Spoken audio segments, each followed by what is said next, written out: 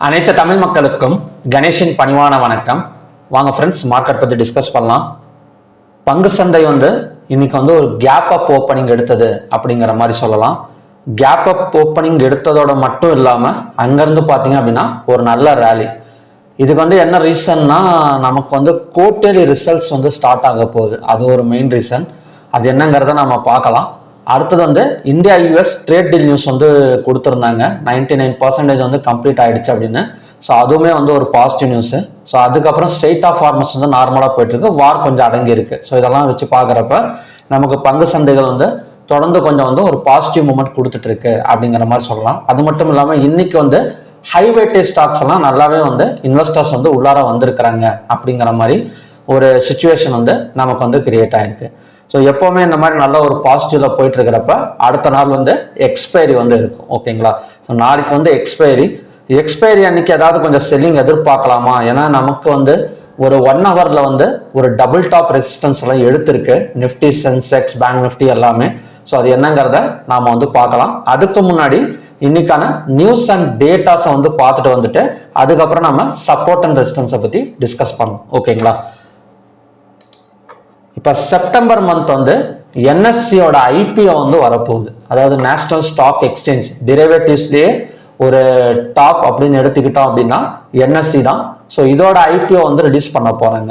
So இந்த ஐபிஓக்கான ஒரு capital எவ்வளோ அப்படின்னா ஒரு 25,000 கோடியிலிருந்து ஒரு 30,000 கோடி ரூபா வரைக்கும் ரிலீஸ் பண்ண போறாங்க. நிறைய பேர் டெலிகிராம்ல கூட டவுட் கேட்டிருந்தாங்க, இந்த ஐபிஓ அப்ளை பண்ண முடியுமா? ஏன்னா இது ஓஎஃப்எஸ் ஐபிஓ அப்படிங்கிறாங்களே, அப்படின்னா என்ன அப்படின்னு சொல்லி கேட்டிருந்தாங்க. ஸோ அதுக்காக தான் இந்த ப்ரெசன்டேஷன் கிரியேட் பண்ணியிருக்கேன். அதாவது ஒரு நிறுவனம் இப்போ நான் ஒரு நிறுவனம் நடத்துறேன்னு வச்சுக்கோங்களேன். ஒரு 1000 கோடி ரூபா போட்டு ஒரு நிறுவனம் நடத்துறேன். எனக்கு ஒரு 500 கோடி ரூபா தேவைப்படுது இன்னொரு ப்ராஜெக்ட் நடத்துறதுக்கு. ஓகேங்களா? அப்போ நான் என்ன பண்ணுவோம் அப்படின்னா, அந்த 500 கோடிக்கு செபி கிட்ட அப்ரூவல் வாங்கி ஒரு ஐபிஓ கிரியேட் பண்ணி பப்ளிக் கிட்ட கொடுப்பேன். ஸோ பப்ளிக் அதை வாங்குவாங்க. எனக்கு அந்த பணம் 500 கோடி ரூபா எனக்கு வந்துடும். நான் ஒரு ப்ராஜெக்ட், அந்த ப்ராஜெக்ட் நான் யூஸ் பண்ணிப்பேன். ஓகேங்களா? ஸோ இதுதான் பார்த்தீங்க அப்படின்னா ஐபிஓ அப்படின்னு சொல்லுவாங்க. நான் பண்றது ஃப்ரெஷ் இஷ்யூ. இதே ஓஎஃப்எஸ் ஆஃபர் ஃபார் சேல் அப்படின்னு சொல்லி கொடுப்பாங்க. அப்போ என்ன அர்த்தம் அப்படின்னா, இப்போ நான் ஒரு 500 கோடி ரூபா ஒரு நிறுவனத்துக்கிட்ட இருந்து வாங்கிடுவேன்.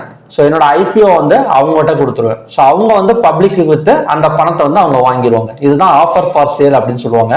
இப்போ உதாரணத்துக்கு சொன்னோம் அப்படின்னா, இப்போ NSE IPO existing shareholders யார்கிட்ட இருக்கு அப்படின்னா, LIC, State Bank of India, Bank of Baroda, GIC, New India Assurance. So இந்த கம்பெனி எல்லாம் என்எஸ்சி ஐபிஓ வச்சிருக்காங்க. இவங்க என்ன பண்ணுவாங்க அப்படின்னா, பப்ளிக் அவங்க சேல் பண்ணுவாங்க. ஓகேங்களா? ஸோ சேல் பண்றதுனால அந்த அமௌண்ட், இப்போ பப்ளிக் சேல் பண்றதுனால அந்த அமௌண்ட் நேரா என்எஸ்சிக்கு தான் போகுமா அப்படின்னு கேட்டீங்கன்னா போகாது. அதுக்கு பதிலாக யார் விற்கிறாங்களோ அவங்களுக்கு அந்த பங்குகளோட அமௌண்ட் அவங்களுக்கு போயிடும். ஓகேங்களா? ஸோ இதுதான் ஐபிஓக்கும் ஓஎஃப்எஸ் ஐபிஓக்கும் இருக்கிற ஒரு டிஃபரன்ஸ்.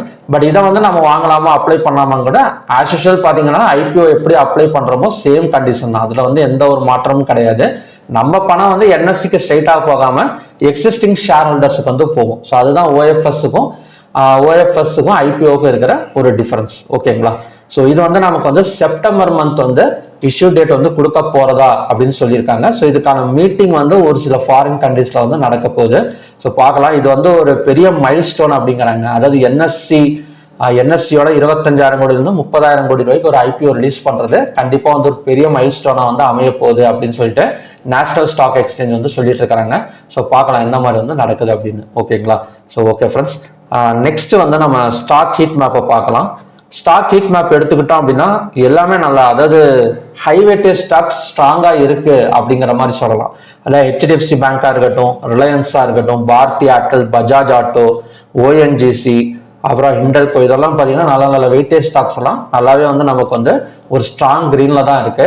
நாளைக்கு எக்ஸ்பைரி படி ஏதாவது கொஞ்சம் இறங்குனதும் அப்படின்னா கண்டிப்பா ஒரு வாலட்டிலிட்டி எதிர்பார்க்கலாமே தவிர ஒரு ஒன் சைடு செல்லிங் இப்போதைக்கு எதிர்பார்க்கறதுக்கான வாய்ப்புகள் ரொம்ப கம்மி தான். ஓகேங்களா? ஸோ அதை நம்ம லெவல்ஸ் பார்க்குறப்ப பார்த்துக்கலாம்.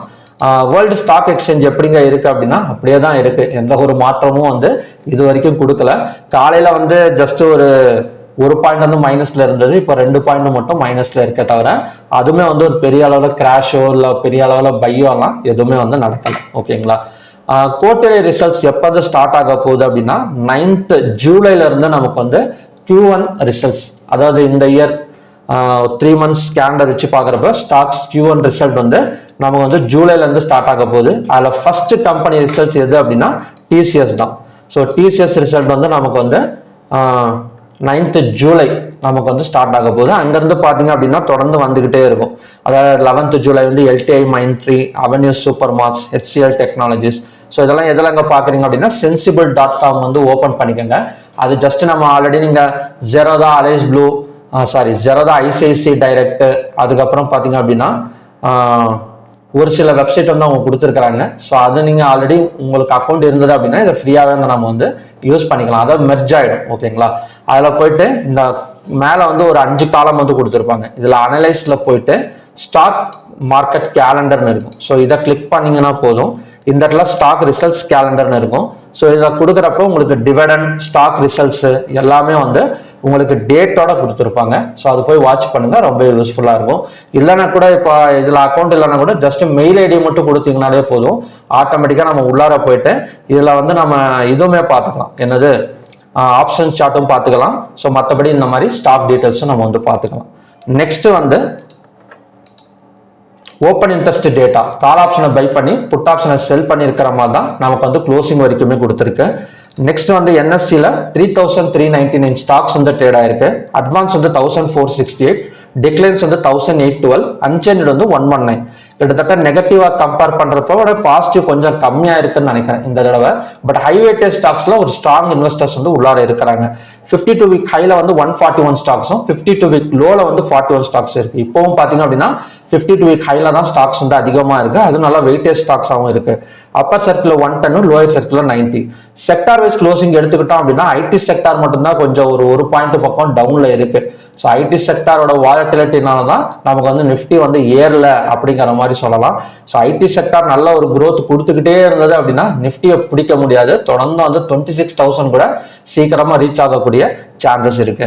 So auto, bank Nifty, fin Nifty, FMCG எல்லாமே வந்து நமக்கு வந்து பாசிட்டிவ் க்ளோசிங் தான். ஓகேங்களா? அடுத்தது வந்து ஹைவேட்டேஜ் ஸ்டாக்ஸ் பார்த்தோம் அப்படின்னா Shriram finance, TCS, Infosys, State Bank of India. So இது மட்டும் தான் கொஞ்சம் நெகட்டிவ்ல இருக்கே தவிர ஸோ மற்றதெல்லாம் பார்த்தீங்க அப்படின்னா நமக்கு வந்து பாசிட்டிவ்ல தான் இருக்கு. டாப் கெய்னர்ஸ் எடுத்துக்கிட்டோம் அப்படின்னா HDFC bank. So HDFC bank top கெய்னர்ஸ்ல வரதெல்லாம் பெரிய விஷயம். ஏன்னா அவ்வளோ சீக்கிரம்லாம் ஹெச்டிஎஃப்சி பேங்க்கோ ரிலையன்ஸோ எல்லாம் அவ்வளோ சீக்கிரம் வந்து நமக்கு வந்து வந்துடாது. இதை வந்து 2 விதமாகவும் எடுத்துக்கலாம். ஹெச்டிஎஃப்சி பேங்க் வந்து என்ன சொல்றதுன்னா ப்ராஃபிட் புக்கிங் நடக்குமா அப்படின்னு கூட நம்ம பார்க்கலாம். ஏன்னா இன்னைக்கு வந்து நல்ல ஒரு பிரேக் அவுட் வந்து எடுத்திருக்கு ஹெச்டிஎஃப்சி பேங்க்ல. கிட்டத்தட்ட 830 நல்ல ஒரு பிரேக் அவுட் வந்து பை சைடு வந்து எடுத்திருக்கு. ஸோ இது ப்ராஃபிட் புக்கிங் பண்றாங்களா இல்லையா அப்படிங்கிறத நம்ம லெவல்ஸ் மூலியமா வந்து பார்த்துக்கலாம். ஓகேங்களா?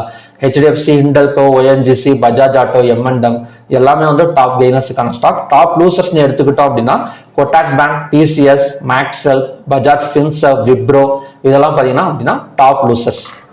நெக்ஸ்ட் வந்து லெவல்ஸ் பார்க்கலாங்க. இப்போ லெவல்ஸுக்கு நான் வச்சிருக்கிற டைம் ஃப்ரேம் வந்து பார்த்தீங்க அப்படின்னா நான் வந்து ஒரு 1 hour டைம் ஃப்ரேம் தான் வச்சிருக்கேன். ஏன்னா 1 hour டைம் ஃப்ரேம்ல தான் அந்த ரெசிஸ்டன்ஸ் வந்து எடுத்திருக்கிறத நாம வந்து பார்க்கலாம். ஓகேங்களா? இப்போ 1 hour டைம் ஃப்ரேம் படி பேங்க் நிஃப்டியோட ரெசிஸ்டன்ஸ் எடுத்துக்கிட்டோம் அப்படின்னா 58,393. செல் சைடு பிரேக் அவுட் வந்து எந்த இடத்த வந்து எடுத்துக்கலாம் அப்படின்னா இந்த ஜோனை வந்து நம்ம எடுத்துக்கலாம்.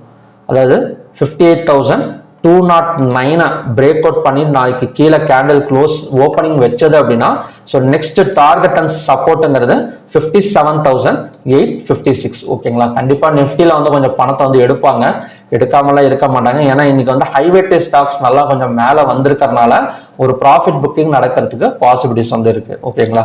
58,212 sell side break out point, ரெசிஸ்டன்ஸ்ங்கிறது 58,393, சப்போர்ட்டுங்கிறது 57,856. அடுத்தது நிஃப்டி பார்க்கலாம். ஸோ நிஃப்டியோட ரெசிஸ்டன்ஸ் ஜோன் எடுத்துக்கிட்டோம் அப்படின்னா இந்த இடத்துல தாங்க டிரா பண்ணியிருக்கேன். அதாவது இந்த இடம் பார்த்தீங்கன்னா தெரியும். ஆல்மோஸ்ட் இந்த ரெசிஸ்டன்ஸ் நமக்கு எவ்வளோ தூரம் ஒர்க் அவுட் ஆயிருக்கு அப்படின்னா 24,454 இருந்து நல்லாவே இறங்கியிருக்கு. அதாவது 23,000 பாயிண்ட்ஸுக்கு மேலே டவுன் ஆயிருக்கு. ஒரு எக்ஸ்பைரி டைம்ல இதை வந்து நம்ம எதிர்பார்க்குறப்போ ஒரு 100 to 200 பாயிண்ட்ஸ் போகும் நாம் வந்து எக்ஸ்பெக்டேஷன் வந்து பண்ணலாம். இன்னைக்கான ஹைக்கும் மேலே ஒரு ஓப்பனிங் கொடுத்தா கூட கண்டிப்பாக வந்து கொஞ்சம் கரெக்ஷன் எடுக்கிறதுக்கு நமக்கு வந்து சான்சஸ் இருக்கு. ஏன்னா நமக்கு வந்து யூஎஸ்டி ஐஎன்ஆர் ரூபாயும் பார்த்தீங்க அப்படின்னா கொஞ்சம் வந்து வீக் ஆகிட்டே போயிருக்கறனால நமக்கு அந்த இடத்துல மட்டும் ஒரு கேப் அப்ல ஓப்பன் ஆனா கூட கொஞ்சம் செல்லிங் ப்ரெஷர் கொடுக்கறதுக்கு சான்சஸ் இருக்கு. ஓகேங்களா, நாளைக்கான ரெசிஸ்டன்ஸ் ஜோனுங்கிறது 24,454, சப்போர்ட்டுங்கிறது 24,261. ஸோ இதோட செல் சைட் பிரேக் அவுட் பாயிண்ட் இன்னும் கொஞ்சம் கன்ஃபர்மேஷன் நமக்கு வேணும் அப்படின்னா இந்த இடத்த செல் சைட் பிரேக் அவுட் பாயிண்ட் வந்து எடுத்துக்கணும் 24,383. சென்செக்ஸும் சேம் கண்டிஷன் தான். ஸோ சென்செக்ஸோட ரெசிஸ்டன்ஸுங்கிறது 78,375, சப்போர்ட்டுங்கிறது 77,745. ஸோ இந்த லோ தான் பார்த்தீங்க அப்படின்னா நாளைக்கான செல் சைட் பிரேக் அவுட் பாயிண்ட். ஓகேங்களா, ஏன் செல் சைட் பிரேக் அவுட் பாயிண்ட் கொடுக்குறேன் அப்படின்னா ஏன்னா மிடில் ஓப்பன் ஆகிறப்ப நமக்கு வந்து ஒரு கன்ஃபர்மேஷன் இல்லாமல் போயிடும். இப்போ 78,375ங்கிறது ரெசிஸ்டன்ஸ்ன்னு பார்த்துட்டோம், 77,745ங்கிறது சப்போர்ட்னு பார்த்துட்டோம். சப்போஸ் இந்த இடத்துல ஓப்பன் ஆகுதுன்னு வச்சுக்கோங்களேன், இதை வந்து நம்ம பையிங்கா எடுக்கிறதா செல்லிங்கா எடுக்கிறது. ஏன்னா டபுள் டாப் ரெசிஸ்டன்ஸ் வந்து இந்த இடத்துல எடுத்திருக்கு. ஸோ இந்த லோவை பிரேக் அவுட் பண்ணது அப்படின்னா தான் நமக்கு வந்து அந்த இடத்துல ஒரு செல் சைடு கன்ஃபர்மேஷன் கிடைக்கும். ஸோ அதுக்கப்புறம் தான் நம்ம வந்து ஃபோக்கஸ் பண்ண முடியும். ஓகேங்களா, அடுத்தது வந்து ஃபின் நிஃப்டி பார்க்கலாம். ஃபின் நிஃப்டிக்கான ரெசிஸ்டன்ஸ் ஜோன் வந்து 27,044, செல் சைடு கன்ஃபர்மேஷன் பாயிண்ட் வந்து பார்த்தீங்க அப்படின்னா 26,945, நெக்ஸ்ட் சப்போர்ட்டுங்கிறது 26,675. நாளைக்கு ஒரு நாள் இதெல்லாம் கொஞ்சம் என்ன சொல்றது அப்படின்னா தப்பிச்சுக்கிச்சு அப்படின்னா கீழே இறங்காம ஸோ அடுத்தடுத்து நமக்கு வந்து தொடர்ந்து வந்து மேலே வரதுக்கு சார்ஜஸ் இருக்கு. ஸோ நாளைக்கு எக்ஸ்பைரினால கொஞ்சம் கரெக்ஷன் வந்து இருக்கலாம். ஓகேங்களா, Nifty mid cap. So Nifty mid கேப்பை பொறுத்த வரைக்கும் இப்போதைக்கு ரெசிஸ்டன்ஸுங்கிறது 14,703 தான் இருக்கு. ஓகேங்களா, சப்போர்ட்டுங்கிறது 14,536. ஸோ நிஃப்டி மிட் கேஃபுக்கு மட்டும் buy side break out point வந்து கொடுத்துக்கிறேன். So buy side break out பாயிண்ட்ங்கிறது 14,617. ஸோ இதையும் பிரேக் அவுட் பண்ணால் 14,703 வரைக்கும் வரதுக்கான சான்சஸ் இருக்கு. ஏன்னா 52 வீக் ஹைல இருக்கிற 141 ஸ்டாக்ஸ் சொன்னோம் பார்த்தீங்களா, ஸோ அதில் அதிகமாக வந்து மிட் கேப் ஸ்டாக்ஸ் தான் இருக்கு. ஸோ அதனால கண்டிப்பாக மிட் கேப் ஸ்டாக்ஸ் ஒரு மறுபடியும் வந்து தொடர்ந்து ஒரு ஹை போகிறதுக்கான வாய்ப்புகள் வந்து இருக்கு, பார்க்கலாம். நெக்ஸ்ட் வந்து இந்தியா விக்ஸ் பார்த்தீங்கன்னா பை சைடு தாங்க சப்போர்ட் பண்ணிட்டு இருக்கு. இன்னைக்கு வந்து ஒரு நியூட்ரல் மூவ்மெண்ட் தான். ஓவராலா பார்த்தோம் அப்படின்னா நான் ஆல்ரெடி சொன்ன மாதிரி தான் 10க்கெல்லாம் வந்துருச்சு அப்படின்னா 10 இப்போ இந்தியா விக்ஸ் எல்லாம் ஒரு 10க்கெல்லாம் வந்துருது அப்படின்னா கண்டிப்பா வந்து அந்த இடத்துல ஒரு நிஃப்டி மறுபடியும் ஒரு ரேலி வந்து நடக்கும். யூஎஸ்டிஐஎன்ஆர் வீக்கா இருக்கு. யூஎஸ்டிஐஎன்ஆர் மட்டும்தான் இப்போதைக்கு வந்து ஒரு செல் சைட் சப்போர்ட் வந்து கொடுத்துட்டு இருக்கு.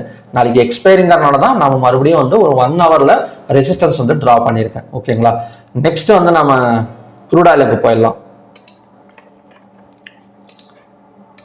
எம்சிஎக்ஸ் எக்ஸ்பிளைன் பண்றது எல்லாமே பார்த்தீங்க அப்படின்னா 15 மினிட்ஸ் சார்ட்ல தான். ஸோ இதுக்கு மட்டும்தான் நான் 1 ஹவர் வந்து டிரா பண்ணியிருக்கேன். காலையில பார்த்தா சேம் ரெசிஸ்டன்ஸ் அண்ட் சப்போர்ட் வந்து எக்ஸாக்டா ஒர்க் அவுட் ஆயிருக்கு அப்படிங்கிற மாதிரி சொல்லலாம். க்ரூட் ஆயில் எல்லாம் காலையில என்ன மாதிரி பார்த்தோம்னோ 6,612, அதுக்கப்புறமா என்ன 6,547 போட்டேன். இப்போ மறுபடியும் ஒரு டபுள் பாட்டம் சப்போர்ட் எடுத்துட்டு மேலே தான் வந்துட்டு இருக்கு. ஸோ இதோட நெக்ஸ்ட் டார்கெட்னு எடுத்துக்கிட்டோம் அப்படின்னா 6,612 இதுதான் ரெசிஸ்டன்ஸ். ஓகேங்களா, ஸோ 6,628க்கு மேலே ஒரு 15 மினிட்ஸ் கேண்டல் க்ளோஸ் ஆனால் மட்டும்தான் நமக்கு வந்து அகைன் வந்து ஒரு பை சைட் கன்ஃபர்மேஷன் கிடைக்குமே தவிர ஸோ அது வரைக்குமே நமக்கு வந்து இப்படி தான் மூவ்மெண்ட் வந்து இருக்கும். ஒரு பேரலல் சேனல்ல தான் நமக்கு வந்து மூவ்மெண்ட் வந்து இருக்கும். நெக்ஸ்ட் சப்போர்ட்டுங்கிறது 6,507. ஸோ ஆல்மோஸ்ட் இந்த சப்போர்ட் எடுத்துட்டு நமக்கு 50 பாயிண்ட்ஸ் கொடுத்துட்டு இருக்கு. அகைன் சப்போர்ட் எடுத்தாலும் மறுபடியும் வந்து 50 பாயிண்ட்ஸ் கொடுக்கறதுக்கு பாசிபிலிட்டிஸ் வந்து இருக்கு. Natural gas. ஸோ நேச்சுரல் கேஸோட மூவ்மெண்ட் வந்து இன்னைக்கு கொஞ்சம் அன்பிலீவபிள் அப்படிங்கிற மாதிரி சொல்லலாம். ஏன்னா க்ரூட் ஆயில் மாதிரி தான் நேச்சுரல் கேஸை பார்த்துட்டு தான் இருக்கும். 302.1ங்கிறது ஆல்மோஸ்ட் 1 2 3 4th டைம் வந்து நமக்கு வந்து ஒர்க் அவுட் ஆகிட்டு இருக்கு. ஓகேங்களா, இப்போதைக்கு வந்து ஒரு பைசெட் கன்ஃபர்மேஷன் கிடைச்சிருக்கு. இன்னும் கொஞ்சம் கன்ஃபர்மேஷன் வேணும் அப்படின்னா 311.9 பிரேக் அவுட் பண்ணா இந்த இடத்துல 315.9 வரைக்கும் வந்துட்டு அந்த இடத்துல ரெசிஸ்டன்ஸ் எடுக்கிறதுக்கு சான்சஸ் இருக்கு. So natural gas morning first ஒரு கேண்டல்லே பார்த்தீங்க அப்படின்னா அந்த இடத்துல சப்போர்ட் எடுத்துட்டு நமக்கு அங்கேருந்து ரெக்கவரி தான் ஆகிட்டு இருக்கு. அடுத்தது வந்து கோல்டு. ஸோ கோல்டு மார்னிங்லையும் நான் எக்ஸ்பிளைன் பண்ணியிருந்தேன். கோல்டு வந்து கொஞ்சம் கரெக்ஷன் இருக்கும் அப்படின்னு. ஸோ எக்ஸாக்டா நமக்கு $4,195 ஒரு $50 பக்கம் இறங்கி இருக்கு. சில்வரும் அதே மாதிரி தான். ஸோ கோல்டோட சப்போர்ட் அப்படின்னு சொல்லி காலையில இந்த இடம் பார்த்தோம்னா பட் பிரேக் அவுட்டா தான் ஒர்க் அவுட் ஆயிருக்கு. ஓகேங்களா, ஸோ பிரேக் அவுட்டா தான் ஒர்க் அவுட் ஆயிருக்கு. ஸோ நெக்ஸ்ட் டார்கெட்டுங்கிறது 1,45,535. நமக்கு ரெசிஸ்டன்ஸ் நமக்கு ஒரு டெம்பரவரி ரெசிஸ்டன்ஸ் டிராப் பண்ணோம் அப்படின்னா இந்த ஜோன்ல இருந்து நமக்கு கீழே இறங்கி இருக்கு பிரேக் அவுட் பண்ணிட்டு. ஸோ 1,47,330ங்கிறது ஸோ ஈவினிங் ரெசிஸ்டன்ஸ். சப்போர்ட்டுங்கிறது 1,45,535. அடுத்தது வந்து சில்வர். ஸோ சில்வரும் சேம் கண்டிஷன் தான். ஸோ சில்வரும் பார்த்தீங்க அப்படின்னா நமக்கு வந்து பிரேக் அவுட் தான் நடந்திருக்கு. ஓகேங்களா? ஸோ பிரேக் அவுட் தான். இதோட ரெசிஸ்டன்ஸுங்கிறது இங்கே ட்ரா பண்ணிக்கிறேன் நான். ஸோ சில்வர் வந்து செல்சர் பிரேக் அவுட் 2,36,535. ரெசிஸ்டன்ஸுங்கிறது 2,37,904. அடுத்தது வந்து காப்பர் பார்க்கலாம். ஸோ காப்பர் எக்ஸாக்டாக நமக்கு சப்போர்ட் டச் பண்ணிட்டு கீழே இறங்கிட்டு இருக்கு. So next target and support எடுத்துக்கிட்டோம் அப்படின்னா ரெசிஸ்டன்ஸ் டச் பண்ணிட்டு கீழே இறங்கிட்டு இருக்கு. நெக்ஸ்ட் டார்கெட் அண்ட் சப்போர்ட் வந்து பாத்தீங்க அப்படின்னா 1,277.70. ஓகேங்களா? ஸோ ஓகே ஃப்ரெண்ட்ஸ், இதுதான் பார்த்தீங்கன்னா MCXக்கான கண்டிஷன்ஸ்.